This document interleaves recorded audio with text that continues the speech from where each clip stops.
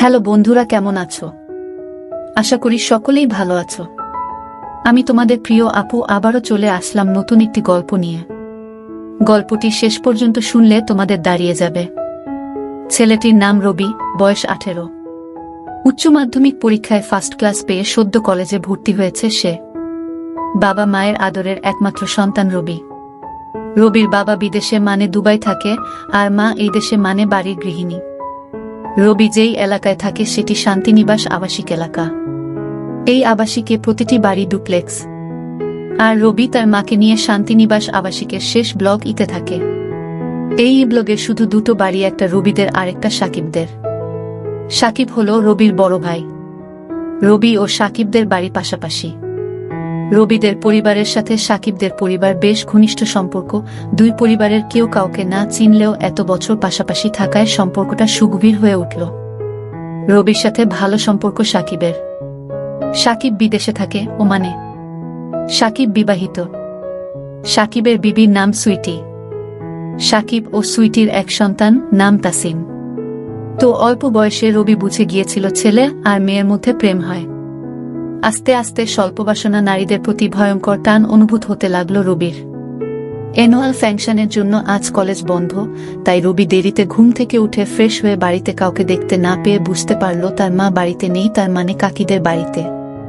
কাকি মানে রবি সাকিবের মাকে কাকি এবং সুইটিকে ভাবি বলে ডাকে। রবি জল খাবার খেয়ে নিজের রুমে বসল পিসিতে।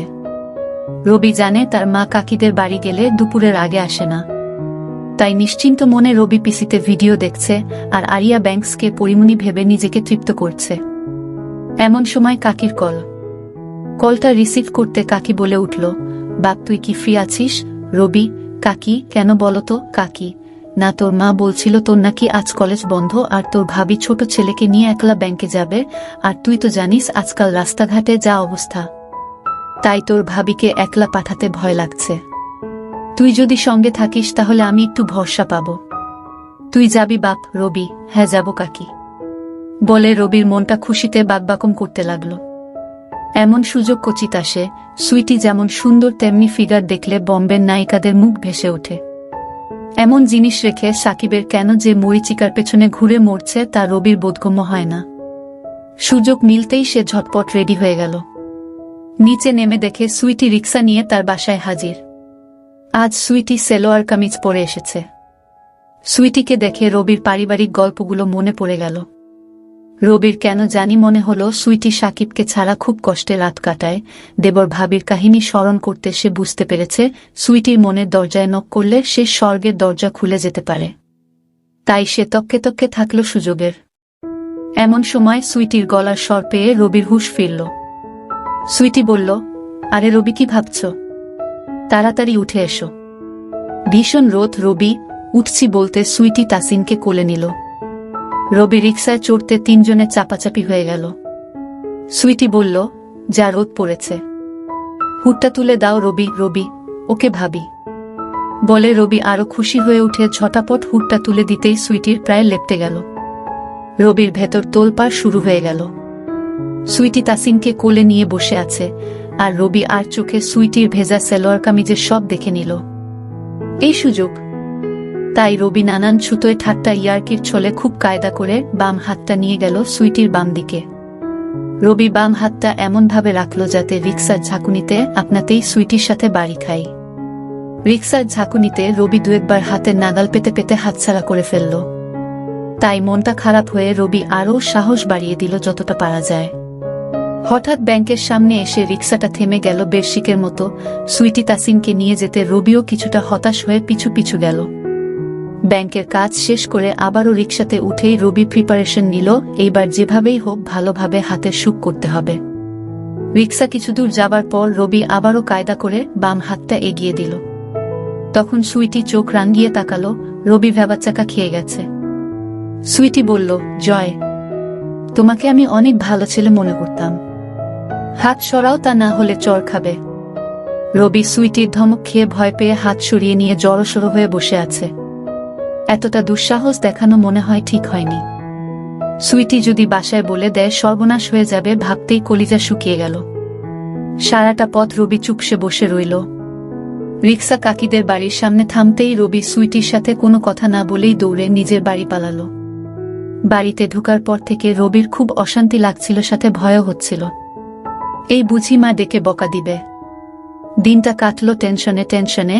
সন্ধ্যা পেরিয়ে রাত 12টা বেজে যেতেই রবির মা যখন রবিকে গুড বাই বলে ঘুমিয়ে পড়ল, তখন রবি বুঝে ফেলল কেল্লা ফতে ছক্কা লেগে গেছে। মনে হচ্ছে ভাবিকে পটানো যাবে। ভাবতেই রবির মনের ভিতর তিরিং তিরিং করে লাফাতে লাগলো। রাত তখন 1টা। রবি অনেক ভেবে চিনতে সাহস করে ভাবির হোয়াটসঅ্যাপে মেসেজ পাঠালো আবহাওয়া বুঝার জন্য। একবার পালে হাওয়া লাগলে আর ঠেকায় কে। রবি লিখে পাঠালো সরি। কোনো রিপ্লাই না পেয়ে রবি আবার মেসেজ পাঠালো, আমি জানি তুমি আমার উপর রেগে আছো সুইটি, তাই রাগ ভাঙাতে এত রাতে মেসেজ দিচ্ছ। রবি, কি করব ভাবি, কিছুতেই ঘুম আসছে না, বারবার মনে হচ্ছে আমি তোমার মনে কষ্ট দিয়ে ফেলেছি। সুইটি, সেটা বুঝতে পারলে তো ঠিক আছে। রবি, ভাবি তুমি কি আমাকে ক্ষমা করেছ? সুইটি, ভেবে দেখি ক্ষমা করা যায় নাকি শাস্তি দিতে হবে। রবি, তুমি যে শাস্তি দেবে আমি মাথা পেতে নেব। সুইটি, কি শাস্তি দেয়া যায় সেটাই ভাবছি। তা লেখাপড়া ছেড়ে এইসব ভাবা হচ্ছে আজকাল।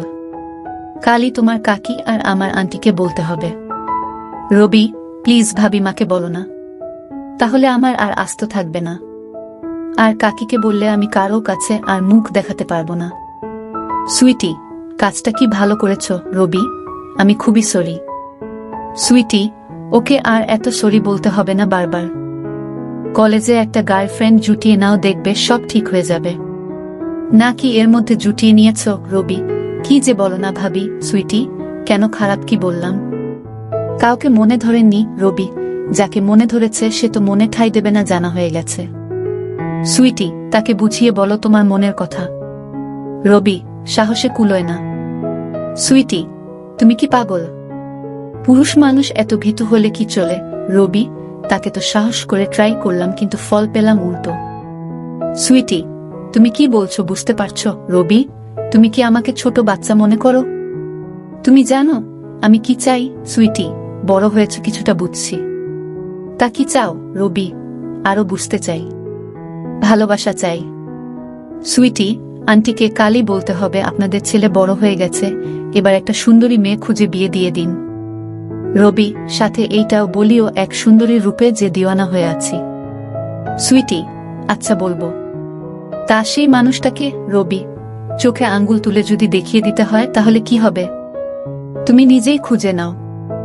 সুইটি, বারে আমি জানবো কিভাবে কে তোমার হৃদয় হরণ করেছে? রবি, তুমি খুঁজে দেখো, পেয়ে যাবে।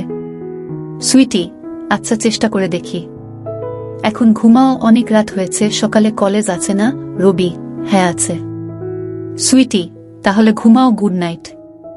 রবি, ওকে গুড নাইট। এরপর থেকে দুজনের রুটিন হয়ে গেল প্রতি রাত্রিবেলা চ্যাট করা, আর সেই চ্যাট স্বভাবতই রূপ পাল্টে প্রেমিক প্রেমিকার চিরায়ত সম্পর্কের খুঁটিনাটি বিশ্লেষণ উদ্ধারে দ্রুত মোড় নিল। রবি সদ্য যুবক, তার অপার আগ্রহ নিয়ে সুইটির রূপ লাবণ্যের সাগরে ডুব দেবার অদম্য কৌতূহল, আর সুইটি মরছে স্বামী সঙ্গহীনা। তার জীবনে ধূমকেতুর মতো রবি এসে ভুলিয়ে দিতে চাইছে শূন্যতা। একঘেয়েমিজনিত জীবনে এক অবারিত সুবাতাসের নাম রবি। এমনিতেই দেবর ভাবির ক্লাইম্যাক্স জমে ভালো, সেটা আরো পোক্ত হল সুইটির আশকারা পেয়ে। বয়সটা বাধা হয়ে দাঁড়ালো না রবি ও সুইটির মাঝে। দিনের বেলা রবি কলেজে ব্যস্ত থাকে বিধায় সুইটিকে সকালবেলা রবি টাইম দিতে পারে না। তবে প্রতি বিকেলে রবি নিজের বাড়ির ছাদে ওয়েট করে কখন সুইটি ছাদে উঠবে। সুইটি নির্দিষ্ট সময়ে ছাদে উঠে বলে রবিও সেই সময় ছাদে উঠে, দুজনের মাঝে চোখাচোখি হয়, কথা হয় ইশারাতে। রাতে বিছানায় যাবার পর সুইটি অধীর অপেক্ষায় থাকে কখন রবি মেসেজ দেবে। রবি সুইটির মনে জায়গা করে নিল মাস দুয়েকের ব্যবধানে। একদিন রবি মেসেজ দিল, ভাবি, সুইটি, কি গো আমার প্রেমিক, আজ এত দেরি যে? আমি তো ভেবেছি নতুন কোন প্রেমিকা জুটিয়ে ফেলেছ। রবি, একটাকেই ফিটিং দিতে পারলাম না, আরেকটার স্বপ্ন। কি করো তুমি? সুইটি, এই তো বিছানায়। রবি, তাসিন কি ঘুমিয়েছে? সুইটি, না, ঘুমিয়ে পড়বে। কেন? রবি, না, এমনি জানতে চাইলাম। সুইটি, ও, আমি আরো ভাবলাম কি নাকি। রবি, কি ভেবেছ শুনি? সুইটি, কত কিছু তো ভাবি, এত শুনে কাজ নেই। রবি, তুমিও দেখি আমার মতো। সুইটি, কিরকম রবি? আমিও কত কিছু ভাবি তোমাকে নিয়ে। সুইটি, বাবা। তা কি ভাবো বলতো রবি? সেটা বলতে হলে কাছাকাছি আসতে হবে। সুইটি, কাছাকাছি? কতটা কাছাকাছি রবি? এই ধরো তোমার বিছানায়। সুইটি, ইসরে বিছানায় পাবার এত শখ? কোমরের জোর আছে তো রবি? সেটা পরীক্ষা করে দেখে নাও। সুইটি, দেখে তো মনে হয় কাঠমন্ত্রী। রবি, উপরটা দেখেই বুঝে গেলে সব। সুইটি, ধারণা তো করতে পারি। রবি, চাইলে দেখিয়ে দেব, তোমার পছন্দ হবে। সুইটি, সামলে রাখো, বুয়ের কাজে লাগবে।